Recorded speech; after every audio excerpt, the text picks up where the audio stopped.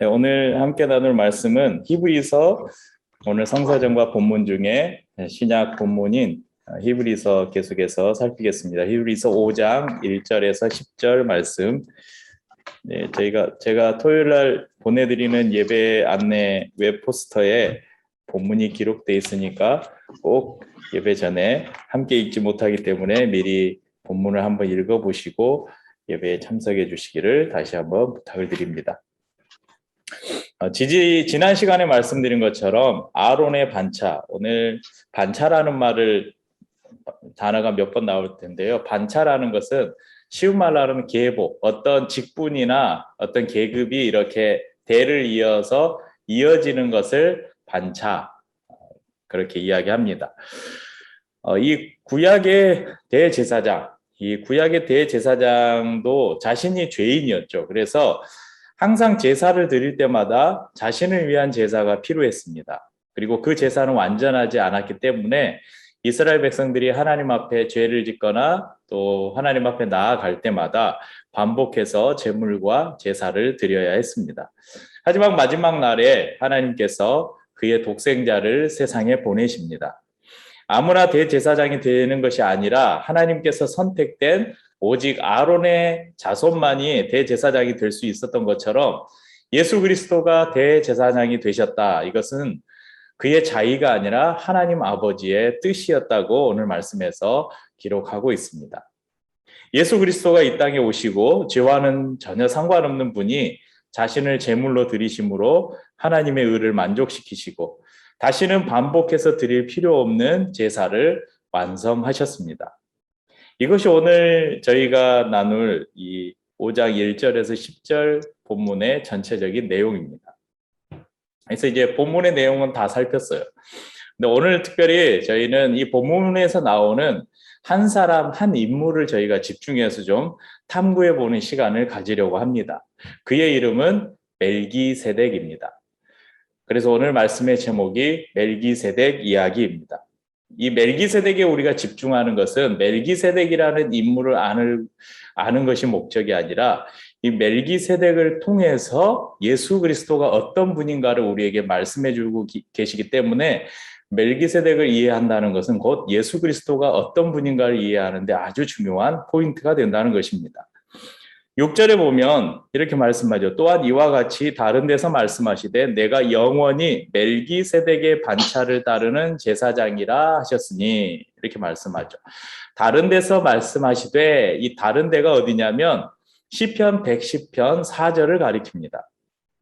혹시 요즘에 저희들이 보는 성경 대부분은 본문만 기록된 성경 보시는 분 없으시죠? 대부분 관주 성경을 보시는데 오늘 6절 말씀에 보면 내가 영원히 이 부분에 제 성경에는 디귿 있거든요. 다른 색깔로 뭐 기역, 니은, 디귿, 리을 이렇게 써져 있잖아요.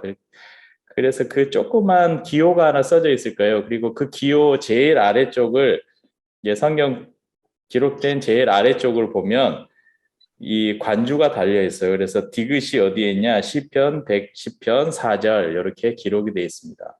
혹시 말씀을 보시다가 이런 관주들을 한번 같이 찾아가 보시면 이 구절에 관한 구약의 다른 성경 본문이 어딘지 어느 구절이 어딘지 이런 연관된 구절을 이렇게 성경에 표시해 놓고 있습니다. 시편 110편 4절은 이렇게 기록합니다. 여호와는 맹세하고 변하지 아니하시리라 이르시기를 너는 멜기세덱의 서열을 따라 영원한 제사장이라 하셨도다. 예수 그리스도를 이야기하면서 이렇게 말씀하고 있죠.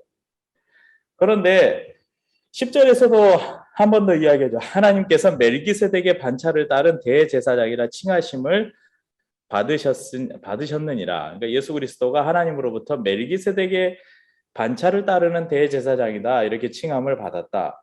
그런데 이 이야기를 하다 말고 11절에 이렇게 말씀합니다. 5장 11절 보시겠어요?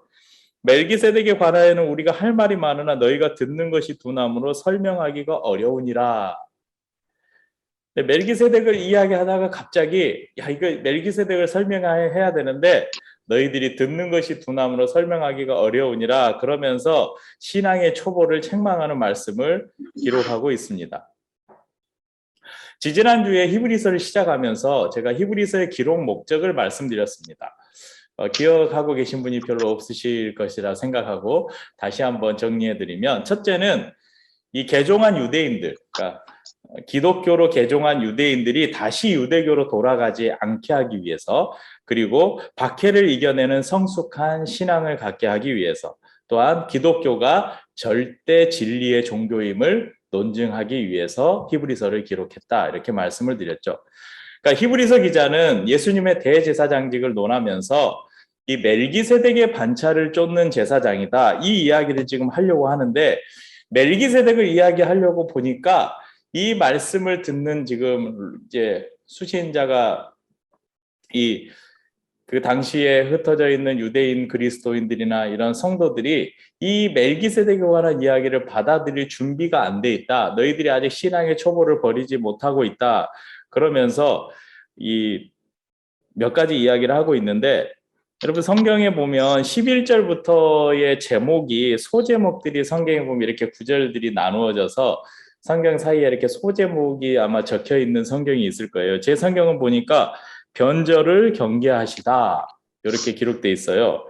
그래서 많은 주석과 영어 성경에서 5장 11절, 오늘 본문 그 다음 구절 11절부터 6장까지를 이 소제목을 붙일 때 배교에 대한 경고, 이런 제목을 붙이고 있습니다. 10절에서 멜기세덱을 언급한 후에 신앙의 초보, 이 말씀의 초보에 대해서 책망한 히브리서 기자는 다시 6장 20절부터 7장에 걸쳐서 이 멜기세덱에 관해서 자세하게 설명하고 있습니다.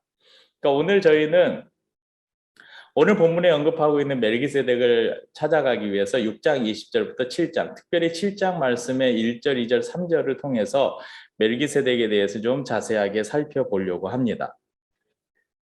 멜기세덱에 관해서 우리가 이해하는 것은 예수 그리스도를 더 깊이 이해할 수 있는 길이고, 이를 통해 예수 그리스도의 복음을 더 굳건하게 붙들 수 있다는 것입니다. 그래서 히브리서 기자가 지금 멜기세덱을 이야기하면서 그들의 신앙의 초보를 책망하고 다시 이 멜기세덱에 관해서 자세하게 설명하고 있는 것입니다. 그러니까 너희가 이 멜기세덱을 이해할 수만 있다면 그리스도가 어떤 분인지, 그리스도의 그 대제사장직이 어떤 직분인지를 너희가 더 깊이 알 수 있을 것이다. 그러면 너희가 이 복음에서 떠나지 않고 이 진리를 더욱더 강하게 붙들 수 있을 것이다, 이런 목적으로 지금 멜기세덱을 이야기하고 있는 것이죠.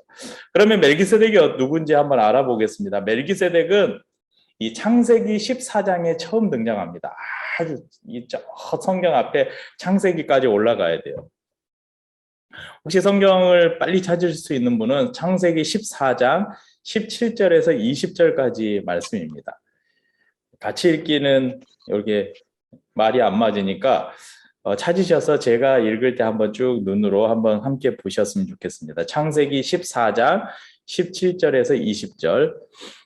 아브라함이 그돌라오멜과 그와 함께한 왕들을 쳐부수고 돌아올 때에 소돔 왕이 사회 골짜기 곧 왕의 골짜기로 나와 그를 영접하였고, 살렘 왕 멜기세덱이 떡과 포도주를 가지고 나왔으니 그는 지극히 높으신 하나님의 제사장이었더라.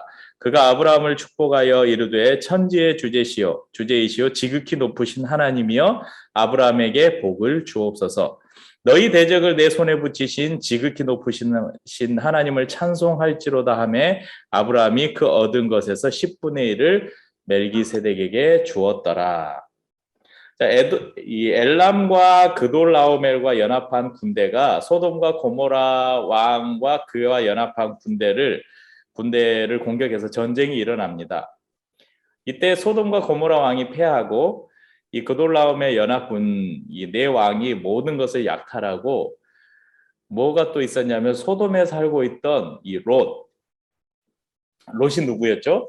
아브라함의 조카죠. 아브라함의 조카 롯을 사로잡아 갔습니다.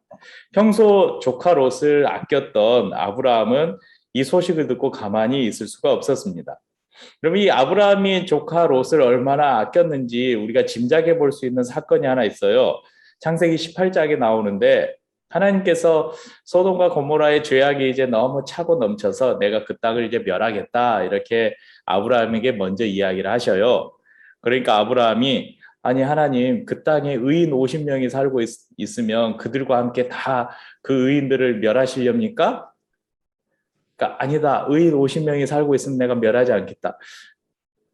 그냥 50명이 없다는 거예요. 그러면 45명이 있으면 어쩌실랍니까? 그러면서 45, 40, 30, 20, 10, 10명까지 이야기를 해요. 그러니까 지금 아브라함이 하나님과 딜을 하고 있는 거예요. 하나님, 10명만 있으면 좀 살려주시지 않으실래요? 근데 왜 아브라함이 10명까지 내려갔냐면 그곳에 살고 있던 롯과 그의 아내와 그의 가족과 그의 하인들까지 이렇게 다 하면 한 50명 되지 않을까 해서 50, 40 계속 내려간 거예요. 결국은 아브라함이 지금 이 감히 하나님과 이 딜을 하고 있었던 이유는 그 소돔과 고모라를 멸하신다는 소식 때문에, 하나님의 말씀 때문에 그곳에 살고 있던 자기 조카 롯과 그의 가족들을 구하고 싶어서 지금 하나님과 딜을 하고 있는 것이었죠. 결국 하나님께서 그 조카 롯을 살리셨습니다. 아브라함은 이렇게 아꼈던 자신의 조카 롯이 사로잡혀 갔어요. 그러니까 어쩌겠어요? 구해와야죠. 그래서 자신의 집에서 이렇게 훈련시킨 가병 318명을 이끌고 가서 그 연합군을 기습합니다. 그래서 그 연합군을 다 무찌르고 자기 조카 롯도 찾고 또 그들이 빼앗아간 모든 약탈무들을 다 가지고 돌아옵니다. 아브라함이 그돌라오멜의 연합군을 물리치고 돌아올 때 이 소의 골짜기에 소돔왕이 나와서 영접합니다. 그때 살렘왕 멜기세덱도 떡과 포도주를 가지고 아브라함에게 나왔습니다. 그리고 아브라함을 축복하기를 천지의 주제시오 지극히 높으신 하나님이여 아브라함에게 복을 주옵소서, 너희 대적을 내 손에 붙이신 지극히 높으신 하나님을 찬송할지로다, 이렇게 이야기합니다. 이때 아브라함이 그 얻은 것의 10분의 1, 11조를 멜기세덱에게 주었습니다. 창세기에 기록된 이 멜기세덱에 관한 정보는 그가 살렘 왕이라는 것, 그리고 지극히 높으신 하나님의 제사장이라는 것, 이것 외에는 아무 정보를 주지 않습니다. 그런데 히브리서 7장에서는 조금 더 많은 정보를 우리에게 제공해 줍니다. 예수님께서 아론의 계보가 아닌 멜기세덱의 반차를 따른다는 말씀을 볼 때 이 멜기세덱 안에는 예수님이 어떤 분인가에 대한 비밀이 숨겨져 있다는 것을 우리가 짐작해 볼 수 있습니다. 자, 멜기세덱이란 이름의 의미는 나의 왕은 의이시다, 이런 의미를 담고 있습니다. 멜기세덱 이름을 풀어보면 나의 왕은 의이시다. 그래서 멜기세덱은 첫째, 의의 왕입니다. 의의 왕. 둘째는 그는 살렘의 왕이라고 기록하고 있습니다. 살렘 왕이라고 나와 있죠. 창세기에도 나와 있고 히브리서 7장에서도 그렇게 언급하고 있습니다. 그러니까 히브리서 7장 1절, 2절은 창세기에 나오는 그 기사를 그대로 인용하고 있어요. 살렘은 예루살렘의 옛 지명입니다. 예루살렘의 옛 이름이 살렘이었어요. 그리고 이 살렘이라는 이름의 의미는 평강입니다. 평강. 예루살렘이 평강이에요. 평강의 성이라는 것입니다.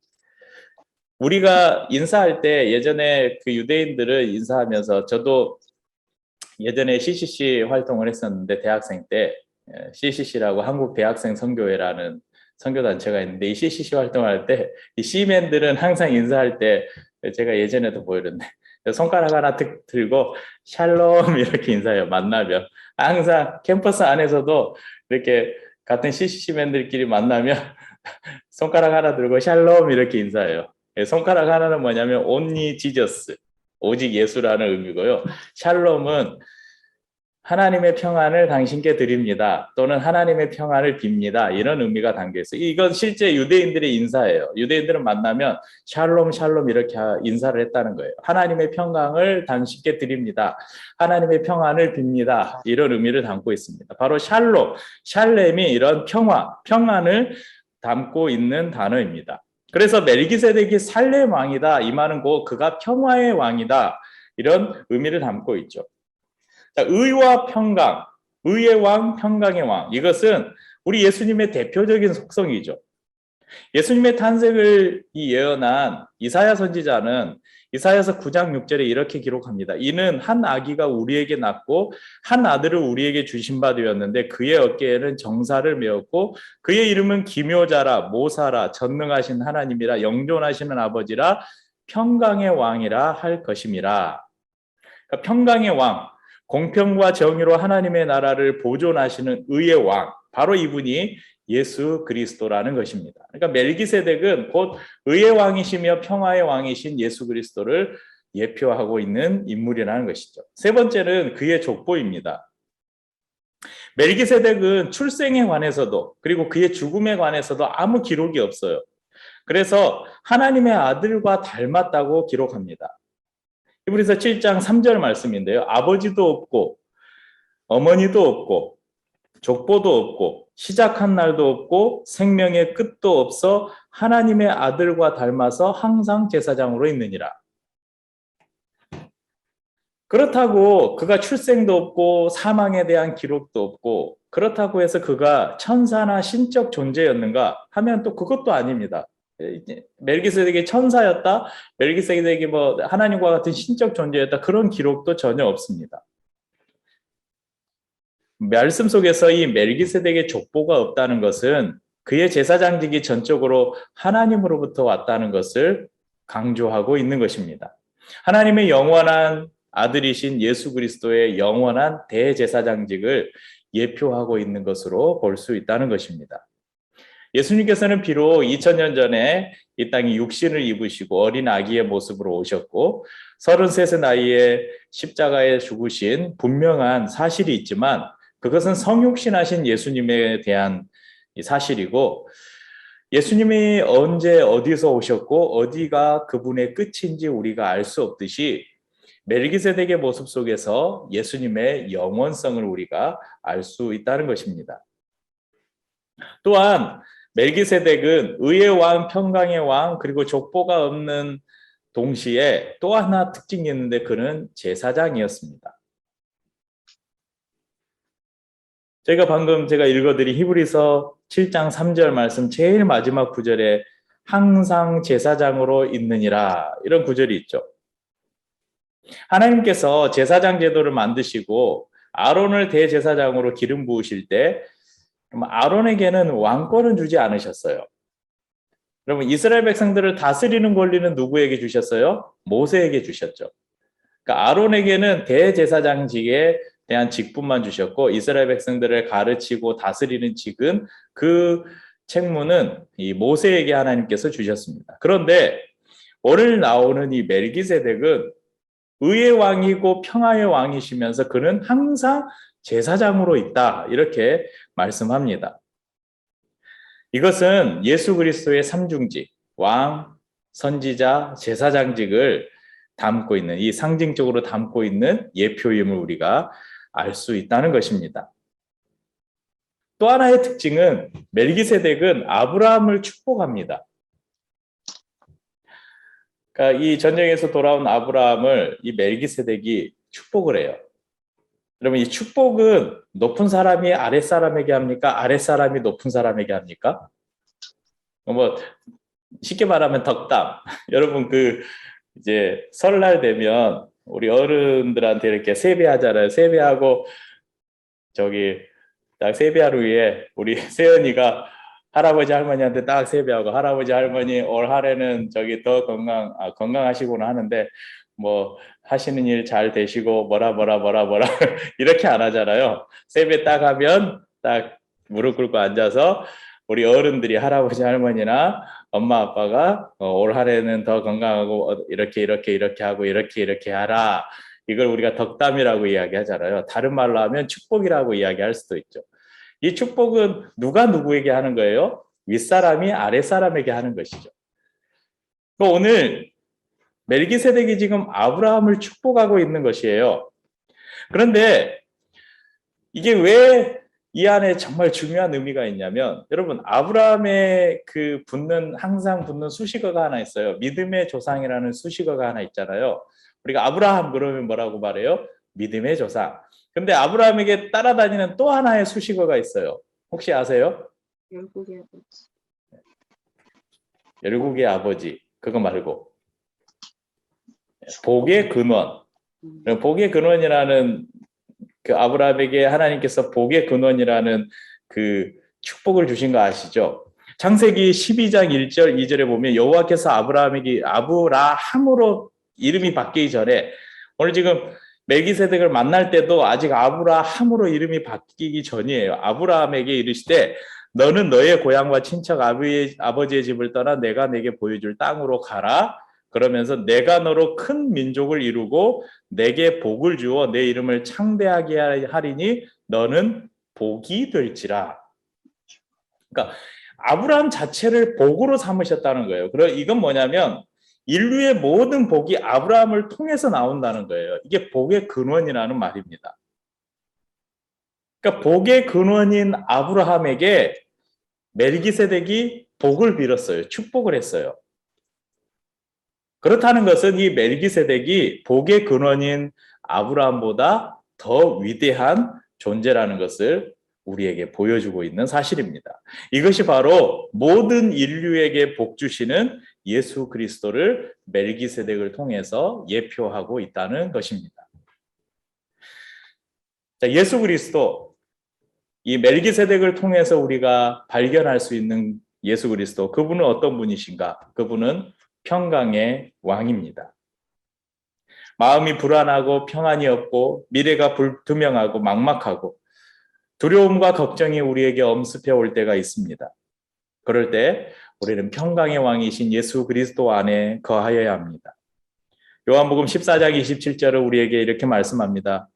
평안을 너희에게 끼치노니 곧 나의 평안을 너희에게 주노라. 내가 너희에게 주는 것은 세상이 주는 것과 같지 아니하니라. 너희는 마음에 근심하지도 말고 두려워하지도 말라. 평강의 왕이신, 평화의 왕이신 예수님께서 우리에게 그렇게 말씀하시는 것입니다. 나의 안에 거하라. 그러면 너희가 두려워하지도 걱정할 필요도 없다고 우리에게 말씀합니다. 또한 그분은 의의 왕이십니다. 그분은 정의의 왕이세요. 우리가 부당한 대우를 당하고 억울한 일을 당해도 우리가 예수님 안에 거하면 예수님께서 늘 우리의 편이 되어주십니다. 또한 하나님 앞에 나아갈 수 없는 죄인 된 우리를 늘 그분의 피로 의롭게 하셔서 우리로 하나님 앞에 담대하게 나아갈 수 있는 힘을 주십니다. 그분은 하나님의 보좌 우편에서 늘 우리를 위해서 기도하시고 중보하시는, 여러분 대제사장의 역할이 뭐라고 말씀드렸습니까? 이스라엘 백성들과 하나님 사이를 중재하는 역할이 대제사장의 직분이었거든요. 예수 그리스도는 늘 하나님의 보좌 우편에서 우리를 위해서 중보하시고 기도하시며 우리와 하나님 사이를 늘 연결해주는 우리의 대제사장이 되십니다. 그래서 우리가 항상 기도할 때 마지막에 우리가 모든 간구를 하나님 앞에 아뢰면서 이 기도를 누구를 통해서 드리는 거예요? 예수님의 이름으로 기도합니다. 예수 그리스도가 우리의 대제사장이 되신다는 것입니다. 또한 그분은 세상에 어느 누구도 줄 수 없는 하늘의 복을 우리에게 주시는 분이십니다. 요즘 이 대선 정국을 앞두고 가장 큰 정치적인 이슈가, 여러분 어디 저기 제가 한동안 판교를 자주 다녔어요. 제가 섬기던 그 대안학교가 몇 년 판교 그 도서관 앞에 있어서 판교를 자주 왔는데 올해 대장동을 보니까 그 판교의 운중동이라고 있는데 거기에서 조금 더 가니까 대장동이더라고요. 요즘 그 전국적으로 시끄러운 뭐 알 필요도 없는 그 동네 대장동이라는 동네를 우리가 날마다 듣고 사는데 뭐 결국은 부동산 문제 아니겠어요? 우리 자주 이렇게 저희 아내랑 차를 타고 이렇게 지나가다가 막 아파트 대단지를 짓고 있는 아파트 단지 옆을 지나가다가 항상 하는 말이 있어요. 아우 집은 저렇게 많이 짓는데 우리가 살 아파트 한 채가 없네. 여러분 평생 집 한 채 갖는 것이 평생의 꿈처럼 여겨지는 그런 슬픈 우리가 현실을 마주하고 있습니다. 그렇지만 하나님께서는 우리에게 이 땅의 집이 아닌 하늘의 집을 우리에게 선물로 주시는 분이십니다. 우리가 이 땅에서 비록 우리가 거할 아파트 한 채 갖지 못할지라도 주님께서는 우리에게 뭐 말씀하셨어요. 내가 먼저 너희보다 제자들에게 예수님께서 승천하시면서 그건 제자들에게만 주신 것이 아니라 그 이후에 그 제자들을 통해서 복음이 전파되고 그 복음을 듣는 모든 하나님의 백성들 가운데 예수님께서 약속하신 것이 있어요. 내가 너희들보다 내가 먼저 아버지 집으로 간다. 내 아버지 집에는 거할 곳이 많다. 내가 먼저 가서 너희의 처소를 예비하겠다. 그리고 다시 너희를 부르러 오겠다. 이렇게 우리에게 약속하셨어요. 이 땅에서 이 대장독에 짓는 그 아파트보다 더 좋은 집을 주님께서 이미 하늘에 예비해 놓으시고 우리를 다시 부르시러 오겠다고 주님께서 약속하셨습니다. 그것이 주님이 우리에게 주시는 하늘의 복입니다. 이 복은 세상에 어느 누구도 줄 수 없는 그런 복입니다. 오늘 우리의 삶이 좀 빡빡하고 어려울지라도 오늘 우리에게 의의 왕으로 오신 예수님, 또 평강의 왕으로 오신 예수님, 늘 우리를 중보하시는 대제사장이신 예수님, 그리고 우리에게 복 주시기를 기뻐하시는 그 복 자체 되신 예수님, 그분을 붙잡고 늘 기쁨과 감사함으로 풍성한 삶을 누리시는 우리 저와 우리 성도님들 되시기를 주님의 이름으로 축복합니다. 함께 성찬을 나누고 기도하도록 하겠습니다.